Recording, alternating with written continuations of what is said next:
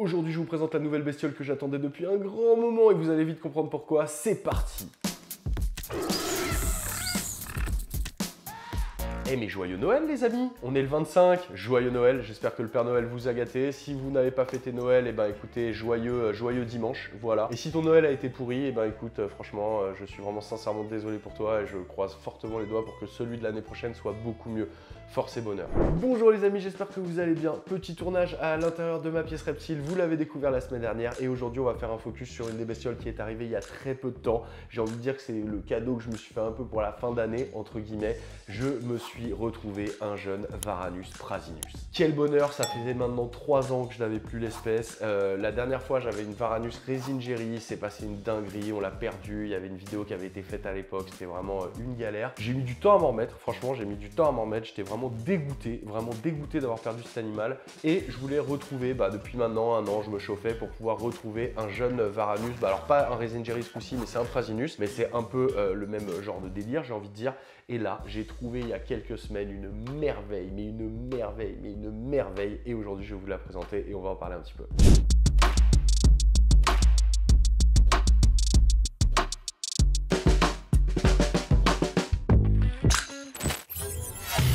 Wow. Oh, pardon, je sors tout juste de quoi, à votre avis, les amis? Oui, je sors bien de Red Shadow Legend.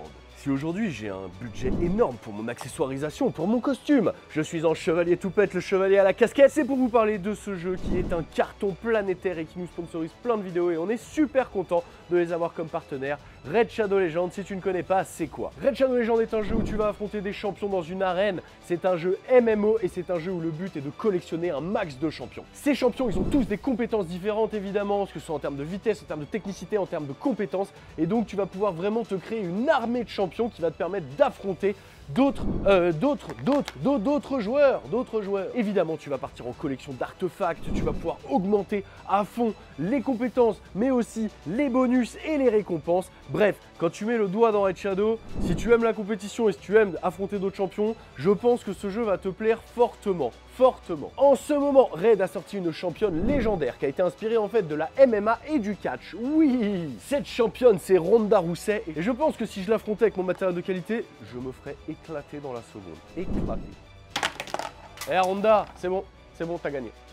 Ronda est redoutable dans l'arène parce qu'elle a des compétences à coups multiples et du coup elle est parfaite pour pouvoir affronter les gros boss comme le chevalier de feu. Que tu sois déjà dans Red Shadow ou que tu as envie de rentrer dans Red Shadow, bonne nouvelle les amis, tu peux avoir Ronda gratuitement. Voilà comment. Pour l'avoir gratuitement c'est hyper simple, tu dois juste te connecter pendant 7 jours jusqu'au 20 février et d'ici là une fois que tu t'es connecté 7 fois pendant 7 jours et bim, tu as Ronda gratuitement avec rien d'autre à faire. Que dalle.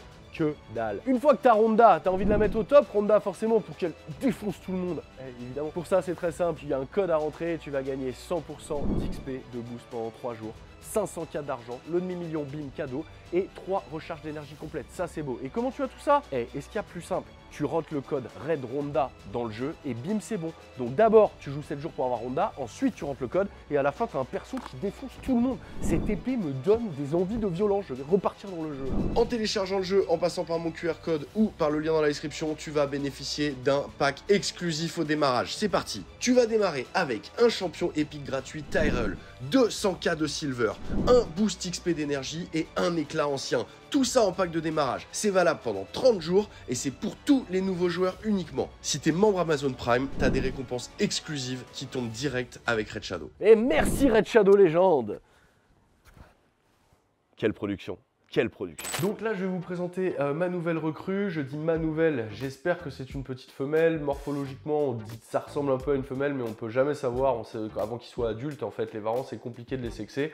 Il y a plusieurs méthodes pour les sexer, soit par éversion, c'est-à-dire qu'on fait une espèce de manipulation au niveau du cloaque, mais il faut être quand même bien entraîné pour faire sortir les hémipénis, soit directement en faisant une radio. Quand on fait une radio, on peut sexer les varans. Le couple de Glowerty que j'avais acheté, ils avaient été sexés par radio pour être sûr que c'était un couple, et un veto, avec son œil exercé, il peut savoir. Elle ou lui, mais j'espère que c'est elle, je vous dirai pourquoi après. Elle n'a pas encore été sexée, donc j'espère que c'est une femelle, mais on ne sait pas trop. Les varans donc qu'on appelle du complexe Prasinus, parce que dans ces varans arboricoles, en fait, il y a plusieurs espèces. Tu as Varanus prasinus, tu as Varanus macraei, qui est un varan qui est bleu, mais qui lui est sous certificat de capacité en France. Tu as Varanus resingeri, qui est le même à peu près, mais qui lui est jaune. Tu as Varanus beccari, qui lui est noir. Et tu as Varanus bohemei aussi, qui est un varan arboricole qu'on voit beaucoup moins en captivité, mais qui vient du même endroit. C'est-à-dire que tous ces varans, ils viennent de Papouasie-Nouvelle-Guinée. Et en fonction d'où ils viennent, il y a plusieurs localités. Les Varanus prasinus, ils peuvent venir de l'île de Sorong, par exemple, ou ils peuvent venir de Jayapura, qui est aussi une autre localité. Celui-là, il est originaire à la base de Merauke, donc qui est une île qui est assez connue chez les amateurs de Morelia viridis, parce qu'il y a les Morelia viridis qu'on appelle Merauke, avec leur ligne blanche, hop, sur tout le nom. Et ben lui, c'est un Varanus prasinus de localité Merauke. Alors, il est né en Europe, il n'a jamais vu l'Indonésie, hein, ses parents ont été importés à l'époque, mais lui, il est né en Europe. Mais on peut remarquer en fait déjà que cette localité, elle ressemble pas vraiment au Sorong, elle a des marquages qui sont vraiment différents et qui sont vraiment très appréciés dans le milieu. Ouais, on aime beaucoup ça, les Varanus prasinus, mais surtout les petites localités pas trop courantes, c'est vraiment super cool, quoi.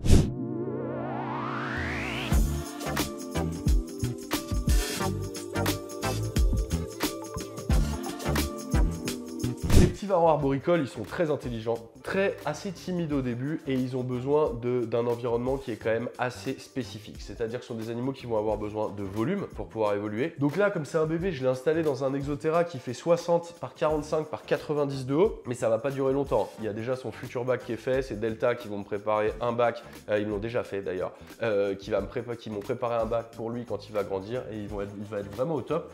Là, je vois il est planqué parce qu'il est assez timide. C'est-à-dire que ces animaux ont des besoins, comme je te disais, vraiment particuliers. Ce sont des animaux arboricoles, donc comme leur nom l'indique, qui vivent dans les arbres. Donc c'est pour ça que tu vois le décor est blindé de branches. Il leur faut une forte humidité quand même, ils vivent dans la jungle. Donc je vaporise 2 fois par jour, le matin et le soir. Et d'ailleurs, ils s'hydratent beaucoup avec la vaporisation. Pour l'instant, elle ne boit pas trop dans le bol, elle boit surtout les gouttes quand je la vaporise. C'est un animal qui va vivre forcément dans la nature sous un régime de température tropicale. Donc du coup, en captivité, on va reproduire ça. Donc il va nous falloir en fait d'un côté un chauffage. C'est pour ça que derrière, vous avez un petit spot chauffant qui va lui mettre un spot chauffant entre 35, 36, 37 degrés bien localisé, hein. Le terrarium n'est pas à 37 à l'intérieur, hein. Là-bas, à l'endroit spécifique, il y a 37 degrés. Mais sinon, dans le terrarium, on est à peu près à 25-26 degrés. J'ai rajouté de la lumière avec des ampoules donc Natural Light qui vont me faire une bonne luminosité. C'est hyper important pour les varans arboricoles, je vous en avais déjà parlé à l'époque. C'est hyper important, une forte luminosité. Et j'ai rajouté aussi un peu d'UV avec une lampe là-haut à UV qui, à mon avis, pourrait être mieux en termes d'UV. Je pense que très vite, je vais lui mettre un petit tube, un bon petit tube Arcadia par exemple, ou Reptile System, qui va être remis devant, dans lequel elle va pouvoir bénéficier vraiment de prendre des UV de très très bonne qualité. Au niveau du régime alimentaire, ces animaux, en fait, ils sont assez faciles à nourrir, mais en fait, dans le sens où il n'y a rien de très compliqué à trouver, mais c'est bien de diversifier. C'est-à-dire qu'on va leur donner essentiellement des insectes, des blattes, des grillons, des petits criquets. Ça, vous pouvez y aller à gogo.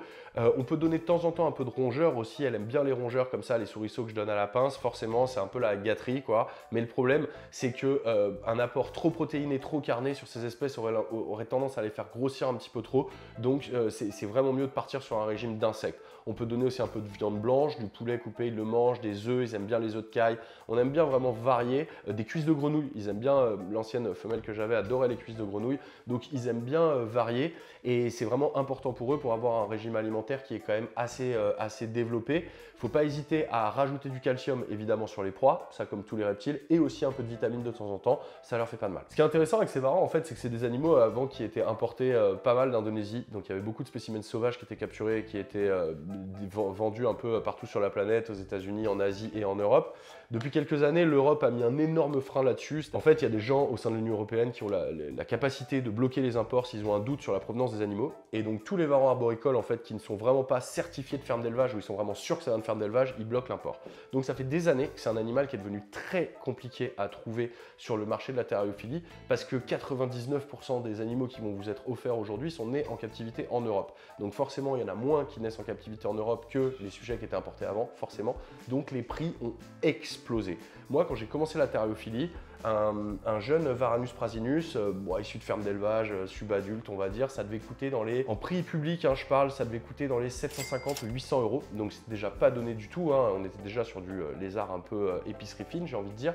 Aujourd'hui, un bébé Varanus prasinus, dans la plupart des shops et tout, c'est minimum 2500-3000, j'ai envie de dire quoi. Il y en a même à plus de 3000 euros, j'en vois passer à plus de 3000 euros. Et ils se vendent, hein. C'est-à-dire que les gens sont prêts à mettre le prix vraiment pour avoir ces animaux qui sont, comme je vous le dis, nés en captivité en Europe, donc qui ont évidemment des papiers, qui sont vraiment de vrais nés en captivité, ça se paye. C'est un animal qui n'est pas forcément facile à reproduire, dans le sens où il y a plusieurs étapes quand même qui sont un peu compliquées, c'est-à-dire qu'il faut trouver un couple qui soit compatible, ensuite il faut incuber les œufs ça dure très longtemps, l'incubation ça dure plusieurs mois, 5 à 6 mois, et donc c'est vrai que ça fait quand même tout un cheminement qui fait qu'à la fin, quand le bébé varan il naît, l'éleveur il va pas te l'offrir quoi. Donc c'est un animal, il faut vraiment un budget assez conséquent pour pouvoir acheter l'animal, et souvent l'installation va coûter aussi cher parce que là vous avez vraiment un setup pour un bébé, mais dans 3 mois, 4 mois, hop, elle est passée dans un gros bac, hein. Ce sont des animaux qui sont ultra actifs, qui toute la journée vont se déplacer et tout, vont chercher machin, donc il leur faut vraiment des grosses installations. Vous pouvez pas mettre un Varanus prasinus adulte dans un bac comme ça, c'est impossible,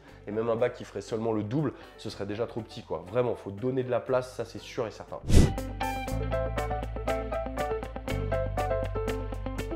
Maintenant que cet animal il est arrivé depuis à peu près un mois, là ce que je suis en train de faire, c'est que je suis en train de l'apprivoiser entre guillemets. C'est-à-dire que même si elle est née en captivité, elle a peur de ma main. Quand j'essaie de la nourrir et de lui donner des blattes à la main, elle a peur de ma main. Donc des fois elle vient la prendre à la main, mais elle est un peu flippée, donc je nourris à la pince. Et là ce que je fais en ce moment, c'est que je la désensibilise. C'est-à-dire que je lui offre des blattes à la pince en lui proposant ma main, comme vous voyez, et en fait elle monte tout doucement sur ma main. Ce qui fait qu'en fait elle va associer mon odeur à quelque chose de plutôt positif. Je ne pue pas, hein. Je te parle de mon odeur personnelle, hein. Je ne parle pas de mon odeur de transpiration. Elle va associer ça à quelque chose de plutôt positif, et donc en fait très vite elle va arrêter d'avoir peur de mes mains. Mais c'est vrai que quand on voit la taille de la bestiole par rapport à la taille de ma main, quand j'approche vers elle, c'est un truc énorme quoi. C'est comme si toi, je sais pas, t'avais trop la dalle et qu'il y avait un géant monstrueux qui t'amenait un petit Big Mac, tu vois, avec une main monstrueuse, tu serais... Je pense que tu serais plus flippé de la main que de l'appétence du Big Mac, tu vois. Donc c'est un peu le même délire. Le but en fait, c'est vraiment de la désensibiliser et qu'elle ait plus peur du tout, que je puisse en fait après la manipuler calmement sans que ce soit une épreuve, sans qu'elle soit flippée, qu'elle gonfle ou qu'elle mette des coups de queue, mais qu'elle soit vraiment, comment dirais-je, enjouée à l'idée d'être manipulée, ou en tout cas que ça ne la dérange pas du tout plutôt que d'être enjouée. Et aussi l'idée après, c'est de lui proposer de l'enrichissement, parce que ces animaux, ils s'ennuient très très vite en captivité, et ça c'est un point que les éleveurs de reptiles ont quand même, comment dirais-je, occulté pendant longtemps. C'est-à-dire que pendant longtemps, on se disait, bon voilà, les reptiles, ça fait rien, point chaud, point froid, terrarium, boum, le lézard. On voit bien qu'en fait, aujourd'hui, quand tu proposes de l'enrichissement à ton varan ou à n'importe quel, à ton pogona ou même à ton serpent, en fait, il va aller avec plaisir et aller explorer ce que tu lui proposes. Donc les varans, il y a beaucoup de gens qui leur proposent en fait plein de techniques pour pouvoir attraper les proies. Ils doivent mettre la patte dans un truc ou ils doivent se creuser un peu la tête pour pouvoir récupérer leurs friandises. Ça va en fait contribuer à ce que l'animal ne s'ennuie pas, et ça va lui proposer des activités qui, pour toute la journée, en fait, au lieu de lui donner le souriceau comme ça à la pince, tu peux lui planquer dans un truc, tu vois, et lui, il va vraiment se donner pour pouvoir le récupérer comme il ferait dans la nature, en fait. D'ailleurs, ils ont la capacité, ces varans, d'utiliser leurs mains, vraiment leurs pattes, pour pouvoir aller attraper quelque chose, et ça, c'est vraiment assez impressionnant, quoi. La première fois que tu le vois, c'est ouf. Maintenant que j'ai cette petite femelle, qu'est-ce que je vais faire? Bon, je vais la faire pousser, hein, donc je la nourris bien, je lui donne beaucoup, je te dis, on en a parlé du régime alimentaire. Je vais attendre qu'elle grandisse un petit peu, et ensuite je vais l'installer dans un bac beaucoup plus gros. Donc qui sera évidemment décoré, très beau. Je pense que je vous ferai une vidéo sur la chaîne parce que j'aime bien vous montrer l'évolution des animaux. Et puis ce sera l'occasion de faire un placement de produit Delta, hein, on est là, les terrariums. Donc vous allez voir l'évolution. Forcément, je veux un couple. Je ne vais pas m'arrêter avec une femelle. Alors j'espère que c'est une femelle, hein, ça se trouve c'est un mâle, mais je vais après me mettre là rapidement en recherche d'un deuxième. Maintenant, c'est un budget. Comme on a parlé du budget, c'est vraiment très cher comme animal aujourd'hui. Donc slow down quoi. Tu vois, je peux pas me permettre d'en acheter autant que je voudrais. Donc du coup là, j'ai déjà ma petite femelle. Je vais la faire bien grandir. J'espère que c'est une femelle. Je dis que c'est une femelle, tu vois, dans ma tête, j'ai l'impression que c'est une femelle, mais ça se trouve, c'est un mâle alpha, tu vois, qui se dit... Mais attends, mais moi, je m'appelle Brian, pourquoi tu dis que je suis une femelle, quoi, tu vois? Et auquel cas, on essaiera de compléter avec un mâle de la même localité, évidemment, la localité Merauke. Ce serait trop dommage de croiser les localités entre elles, ça créerait ce qu'on appelle des intergrades, et en fait, c'est dommage, parce qu'on aime bien préserver quand même les souches génétiques pure entre guillemets des différentes provenances, et c'est vrai que si tu commences à croiser du Varanus prasinus sorong avec du Jayapura ou avec du Merauke, à la fin les bébés ils ressembleront pas aux parents, et c'est dommage parce que ce qui est cool c'est d'avoir les différentes lignées entre guillemets qui ressemblent vraiment à ceux que tu trouves dans la nature, quoi.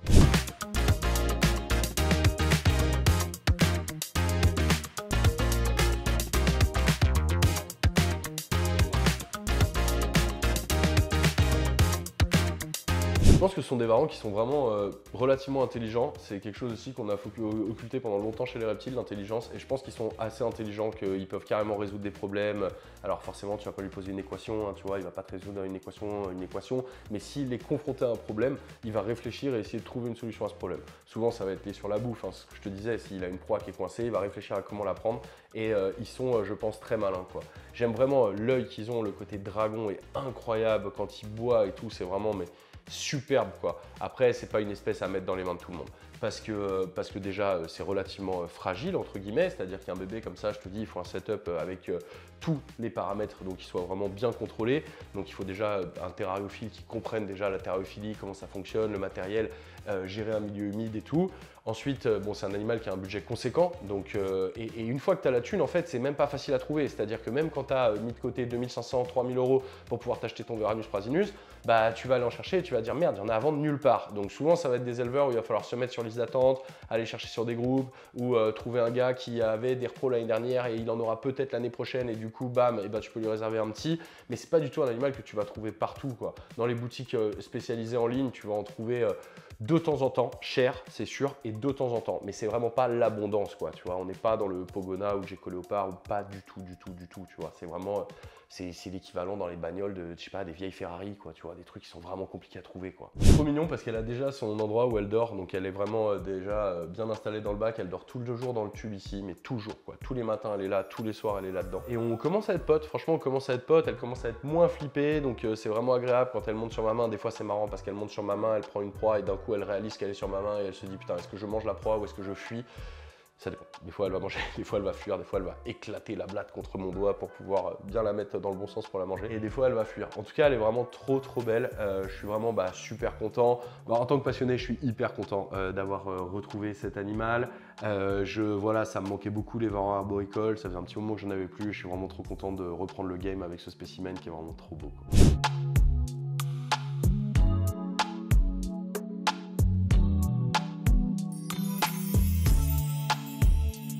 Je vais conclure en fait en disant que je pense qu'on connaît rien en reptile. C'est-à-dire que ça veut à la fois tout et rien dire ça, cette phrase, mais je pense qu'en fait aujourd'hui on est dans un monde où il y a énormément de choses à découvrir sur l'intelligence, sur les capacités de raisonnement, sur énormément de choses au sein de ces animaux qui sont vraiment peu étudiés, ils sont étudiés mais quand même peu et mal compris. Donc du coup vraiment si vous avez ce genre d'animaux et qu'un jour vous avez la chance d'élever ce genre d'animaux, donnez-leur toutes les chances, c'est-à-dire donnez-leur de la place, donnez-leur de quoi enrichir leur environnement, donnez-leur des moyens vraiment d'avoir une vie en captivité qui est riche et c'est plutôt facile à faire, hein. Vraiment il n'y a pas de difficulté là-dedans, c'est juste que ce sont des animaux qui méritent mieux que d'être enfermés dans un petit terrarium toute leur vie sans enrichissement avec un point chaud, un point froid, emballer, c'est pesé, quoi. Vraiment faites-leur des environnements avec des brumisations, avec de nouvelles odeurs, avec des nouvelles feuilles qui rentrent, avec des nouvelles textures, cachez des proies dans des choses pour les inciter à aller chercher. Enfin, dites-vous que dans la nature, c'est une bestiole qui toute la journée est stimulée, quoi. Toute la journée va fuir, va attraper un truc, hop, fuir un prédateur, tac, repérer une proie, boum, se reposer. Donc vraiment, essayons d'avoir une terrariophilie aujourd'hui où on met vraiment le maximum pour les animaux et qu'on puisse avoir vraiment de l'observation de comportement super cool, quoi. Donc je pense que ça ravira tout le monde et les maîtres et aussi les animaux qui sont dans les terrariums. Bon les amis, c'était une petite vidéo le jour de Noël pour partager ce bonheur d'avoir reçu cette merveille. Si la vidéo t'a plu, n'hésite pas à me le mettre dans les commentaires, le petit pouce bleu qui fait plaisir, le petit abonnement qui fait trop plaisir. On est sur la chaîne, il y a plus de 250 vidéos autour des animaux, une évolution, des déménagements, des nouvelles bestioles. Ah, il s'en passe des choses sur Toupette, hein. Et là, j'avoue que la recrue d'aujourd'hui, elle est au top, elle est au top. On se retrouve, non pas la semaine prochaine, c'est le 1er janvier, donc le 1er janvier, c'est férié. Même pour les youtubeurs, c'est férié, rien, on ne fait rien, je ne ferai rien, il n'y aura pas de vidéo, il n'y aura rien. Par contre, la semaine d'après, il y a un nouveau format qu'on amène sur la chaîne, un nouveau format qu'on pense prometteur, un nouveau format dont on espère avoir vos retours très rapidement. Vous allez voir, je pense que vous allez être surpris et que ça devrait vous plaire. En attendant, les amis, encore joyeux Noël, je peux encore le dire jusqu'à ce soir minuit. Si tu regardes la vidéo le 25, ça marche encore, joyeux Noël. Si tu regardes la vidéo en 2023, tu vas te dire mais de quoi il parle? Allez, à la semaine prochaine, non, à dans 2 semaines. Bisous les amis, ciao. T'as cru que j'allais te laisser sans faire un vrai bisou? En honneur de Varanus prasinus, ce vrai dragon des airs avec un brisou dragon.